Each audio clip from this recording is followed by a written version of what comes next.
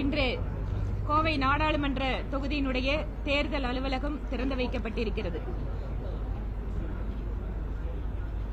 இன்றைய முக்கிய நிகழ்வாக மத்திய வெளியுறவுத்துறை அமைச்சர் மரியாதைக்குரிய திரு ஜெய்சங்கர் அவர்கள் இன்று காலை ஒரு பத்திரிகையாளர் சந்திப்பினை நடத்தியிருக்கிறார்.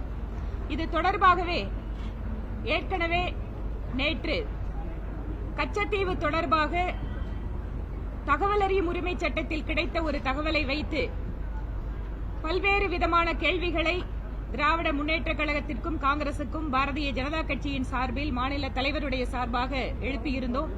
அது தொடர்பான பத்திரிகையாளர்களுடைய கேள்விகளுக்கும் பாரதிய ஜனதா கட்சி தரப்பிலான பல்வேறு திராவிட முன்னேற்ற கழகம் காங்கிரசுக்கான கேள்விகளையும் இப்போது இந்த பத்திரிகையாளர் சந்திப்பில் நீங்கள் கேட்கலாம்.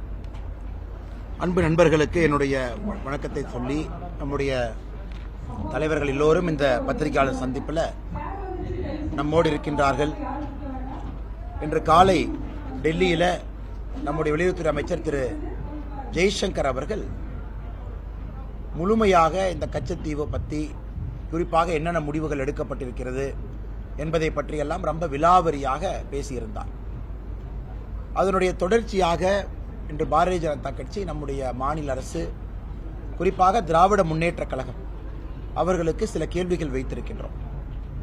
இத்தனை காலமாக திராவிட முன்னேற்ற கழகம் அதனுடைய தலைவர்கள் எல்லாம் தமிழகத்திலே சொன்ன கட்டுக்கதை, கச்சத்தீவு காங்கிரஸ் ஆட்சி கொடுத்துட்டாங்க, எங்களுடைய போராட்டத்தையும் தாண்டி கொடுத்துட்டாங்க, எங்களை கேட்காம கொடுத்துட்டாங்க, அதனால் நாங்கள் கண்டனம் செய்கின்றோம் என்று பாராளுமன்றத்திலிருந்து வெளிநடப்பு செஞ்சாங்க. குறிப்பாக அப்பொழுது பாராளுமன்ற உறுப்பினராக இருந்த செல்லியன் ஐயா பாராளுமன்றத்தில் இதை பற்றி தெள்ளத் தெளிவாக என்ன பேசியிருந்தார்னா, அப்போதைய முதலமைச்சர் டாக்டர் கருணாநிதி அவர்கள்ட்ட யாருமே கேட்கல, எங்களுடைய அனுமதி கேட்கல, எங்களுக்கு தகவல் கூட சொல்லல, காங்கிரஸ் அரசு எதையும் கேட்காமல் அவர்கள் பாட்டு கச்சத்தீவை கொடுத்திருக்கிறாங்க, இதை வன்மையாக கண்டித்து நாங்கள் வெளிநடப்பு செய்கின்றோம் என்று கலாட்டா செய்து அன்னைக்கு உள்துறை அமைச்சராக இருந்த ஸ்வரன் சிங் அவர்களை பாராளுமன்றத்தில் பேசக்கூட திராவிட முன்னேற்ற கழகத்தினுடைய எம்பிக்கள் விடல, குறிப்பாக செலியன் அவர்கள் விடல.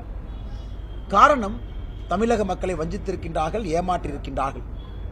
ஆனால் இன்னைக்கு கச்சத்தீவு சம்பந்தமாக பெறப்பட்ட ஆவணங்கள், ஆர்டிஐ மூலமாக பெறப்பட்ட ஆவணங்களை ஒரு முறை படிக்கும் பொழுது மிக தெளிவாக அன்னைக்கு நம்முடைய வெளியுறவுத்துறை செயலாளர் கேவல் சிங் அவர்கள், director historical division BK Basu அவர்களோடு இணைந்து கலைஞர் கருணாநிதி அவர்களை secretariat conference room Fort Saint மெட்ராஸில் 19 ஜூன் 1974 காலையில் 11 மணிக்கு சந்திக்கிறாங்க. அந்த சந்திப்பு 1 மணி நேரம் செல்கிறது. அந்த சந்திப்பு முடிந்த பிறகு அந்த சந்திப்பினுடைய குறிப்புகளை டைப் அடித்து வெளியுறவுத்துறை அமைச்சர்களுக்கு ஒரு இன்புட்டாக அதை பதிவு செய்திருந்தார்கள். இத்தனை காலமாக இது கிளாசிஃபைடு மெட்டீரியலாக இருந்துச்சு. இன்னைக்கு அந்த மினிட்ஸ் ஆஃப் த மீட்டிங்கை நாம் பார்க்கும் பொழுது அதில் மிக தெள்ளத் தெளிவாக தெரிகிறது, கச்சத்தீவு கொடுப்பதற்கு 1 மாத காலத்திற்கு முன்பு வெளியுறவுத்துறை செயலாளர் கேவல் சிங் அவர்கள் தமிழ்நாட்டினுடைய முதலமைச்சர் திரு கருணாநிதி அவர்களை சந்தித்து அனுமதியை பெற்று அதன் பிறகு கச்சத்தீவு இலங்கைக்கு கொடுக்கப்பட்டது என்பது தெள்ளத் தெளிவாக இந்த நோட்ஸ் நமக்கு காட்டுது. இந்த நோட்ஸ் பார்த்தீங்கன்னா இது போல கிட்டத்தட்ட ஒரு 9 பக்கத்திற்கான நோட்ஸ். அவங்களுடைய 1 மணி நேரம் நடந்த பிரீஃபிங், என்ன பேசினாங்க அப்படிங்கிறது 9 பக்கத்துக்கான நோட்ஸ். இதை முழுவதுமாக இன்னைக்கு பத்திரிகையாளர்கள் நாங்கள் வெளியிடுகின்றோம். நேற்று பேசியது, இன்று பேசியது எல்லா காப்பியும் உங்களுக்கு கொடுத்துட்றோம். இதில் மிக முக்கியமானது, அன்னைக்கு முதலமைச்சராக இருந்த கலைஞர் கருணாநிதி அவர்கள் கேட்குறாங்க, இதை ஒரு 2 வருடம் தள்ளி போட முடியுமா? இன்னைக்கு வேண்டாம், 2 வருடம் தள்ளி போட்டு கச்சத்தீவை நீங்க தார வாருங்க, இன்னைக்கு வேண்டாம் என்று சொல்றாங்க. ஸோ கலைஞர் கருணாநிதி அவர்கள் இதில் தெள்ளத் தெளிவாக தமிழகத்தினுடைய முதலமைச்சராக கச்சத்தீவு இலங்கைக்கு கொடுக்கப்பட்டதிலே அவருடைய முடிவும் இதில் இருந்துச்சு.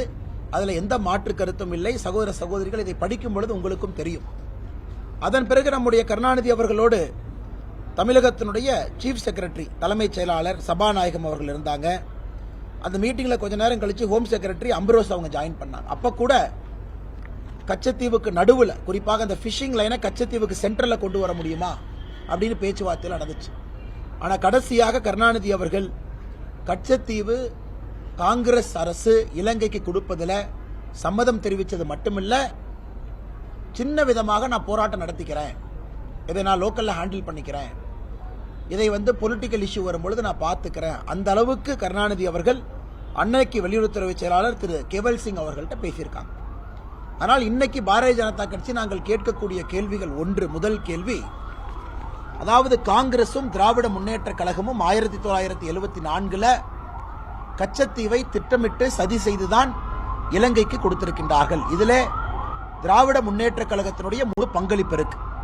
இன்னைக்கு வெளியுறவுத்துறை அமைச்சர் திரு ஜெய்சங்கர் அவர்கள் சொன்னது போல 21 முறை தமிழகத்தினுடைய முதலமைச்சர் நாடகத்திற்காக கடிதம் எழுதுறாங்க, கச்சத்தீவை மீட்டு தாருங்கள், கச்சத்தீவை மீட்டு தாருங்கள் என்று.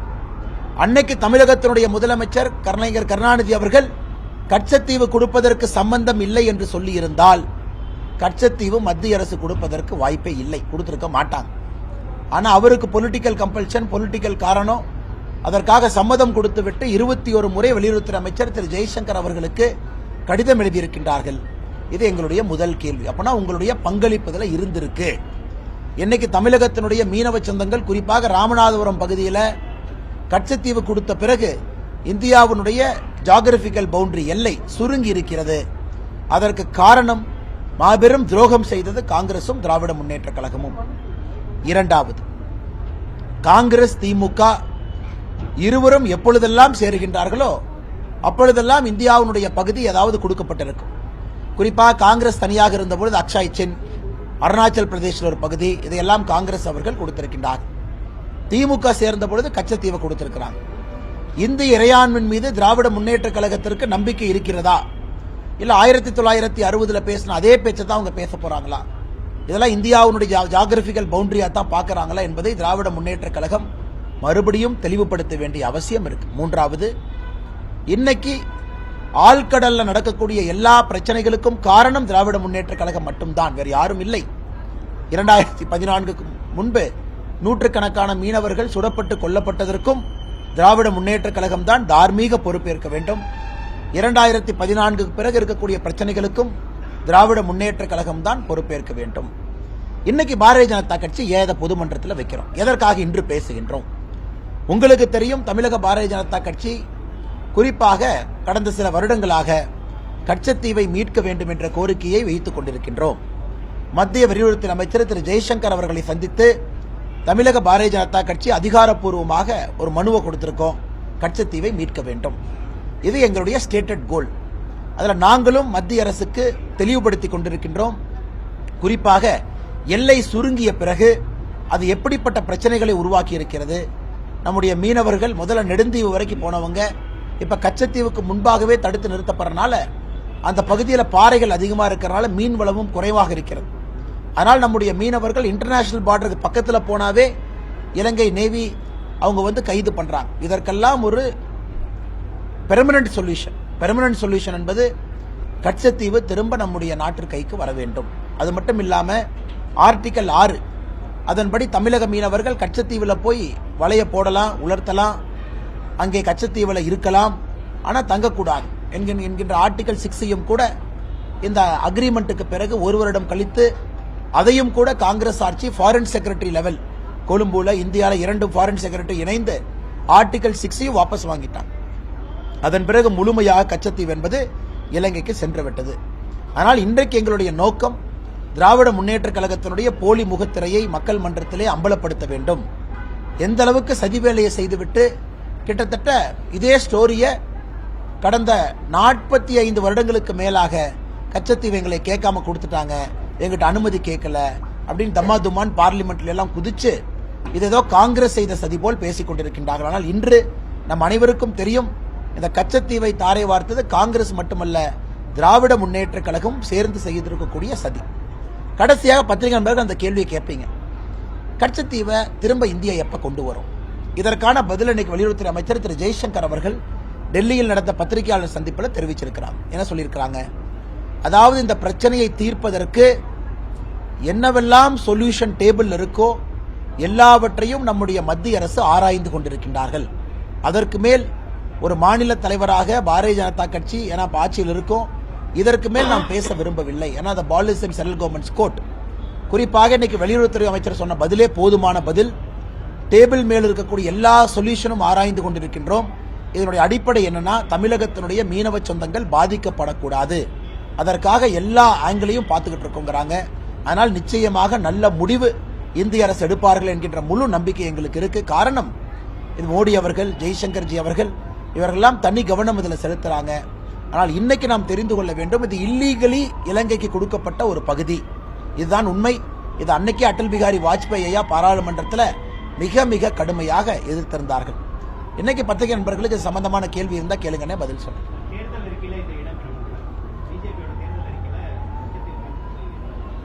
அண்ணா, தமிழக பாரதிய ஜனதா கட்சியினுடைய தேர்தல் அறிக்கையில் இது இடம்பெறும். காரணம், இது எங்களுடைய ஸ்டேட்டட் கோலுங்க அண்ணா. 2 ஆண்டுகளாகவே இதை பற்றி பேசிக் கொண்டிருக்கின்றோம். அதிகாரப்பூர்வமாக பத்திரிகை செய்திக்குறிப்பில் இருக்கு. இதை போய் வெளியுறவுத்துறை அமைச்சரை சந்தித்து எங்களுடைய மூத்த தலைவர் அண்ணன் பொன் ராதாகிருஷ்ணன் அவர்கள் தலைமையில் ஒரு குழு வெளியுறவுத்துறை அமைச்சரை சந்தித்து கிட்டத்தட்ட அரை மணி நேரத்திற்கு மேல பேசி அபிஷியலாகவே தமிழக பாரதிய ஜனதா கட்சி சார்பாக கொடுத்திருக்கின்றோம், கச்சத்தீவு மறுபடியும் திரும்ப கொண்டு வர வேண்டும் என்று.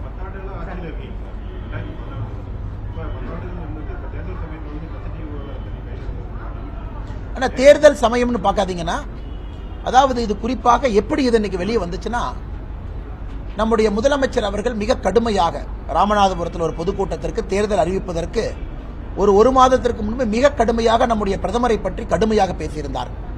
நான் லெட்டர் எழுதினேன், கச்சத்தீவே வரல, நாங்கள் துரோகிகள் அல்ல, கச்சத்தீவு எங்களுக்கு தெரியாம கொடுத்தாங்க, அது இதுன்னு பேசியிருந்தாங்க ராமநாதபுரத்தில் மீனவர்கள் சபையில். அதன் பிறகுதான் உண்மையாலும் இது என்னன்னு கண்டுபிடிக்கணும், திராவிட முன்னேற்ற கழகத்தினுடைய பங்கு என்ன இருக்கு. ஏன்னா ஒரு பக்கம் நாம சொல்லியிருக்கோம், நாம் எலெக்ஷனுக்காக கையில் எடுக்கல, 2 வருட காலமாகவே சொல்லிக் கொண்டிருக்கின்றோம் கச்சத்தீவை திரும்ப கொண்டு வரணும். இன்னைக்கு சொல்றதா அன்னைக்கு சொல்றாங்க. முதலமைச்சர் பேசிய பிறகு இதுல என்ன இருக்கு, என்ன நடந்திருக்குது என்று கண்டுபிடிப்பதற்காக ஆர்டிஐ மூலமாக அப்ளை செய்யப்பட்ட பொழுது இதெல்லாம் பொதுவெளியில் இல்லாத டாக்குமெண்ட். அதனால் வெளியுறவுத்துறை அமைச்சரவையில் அவங்க முடிவெடுத்தாங்க, பப்ளிக் இன்ட்ரெஸ்ட், தமிழக மக்களுடைய நலனுக்காக, இந்திய மக்கள் நலனுக்காக ஒரு கிளாசிஃபைடு இன்ஃபர்மேஷனை டீகிளாசிஃபை பண்ணி ஆர்டிஐயில் அவர்கள் கொடுத்தார்கள். அது வந்ததே பார்த்தீங்கன்னா ஒரு வாரம் 10 நாட்களுக்கு முன்பு. இன்று இந்திய அளவில் இது பேசும் பொருளாக மாறியிருக்கிறது. குறிப்பாக இந்தியாவுடைய முன்னணி ஆங்கில பத்திரிகை இதை 2 பாகமாக பிரசுரம் செய்த பிறகு எல்லா மக்களுக்கும் கூட என்னன்னு தெரிஞ்சிருக்கு. முதல்ல மக்களுக்கு உண்மை தெரியணும், ஹிஸ்டரி தெரியணும். இன்னைக்கு மக்களுக்கு உண்மையான சரித்திரம் தெரியப்படுத்த வேண்டிய கடமை இருக்கு. அது அந்த ஆர்டிஐ மூலமாக கிடைத்த டாக்குமெண்ட்டை மக்கள் மன்றத்தில் வைக்கிறோம். 2வது, இன்னைக்கு வெளியுறவுத்துறை அமைச்சர் சொல்லி இருக்கின்றார்கள், மீனவர்கள் பிரச்சனையை தடுப்பதற்கு எல்லா பாசிபிள் சொல்யூஷன்ஸ் நாங்க ஆராய்ந்து கொண்டிருக்கின்றோம் என்று சொல்லியிருக்கின்றார்கள். 3வது, தமிழக பாரதிய ஜனதா கட்சி அதிகாரப்பூர்வமாக கச்சத்தீவு திரும்ப வர வேண்டும் என்று சொல்லியிருக்கின்றோம். இதெல்லாம் தேர்தல் காலத்திற்கு முன்பிருந்து. ஆனா இந்த டாக்குமெண்ட் ஏன் வந்துச்சுன்னா, திராவிட முன்னேற்ற கழகத்தினுடைய போலி முகத்திரையை மக்கள் பார்க்க வேண்டும் என்பதற்காக மட்டும்தான்.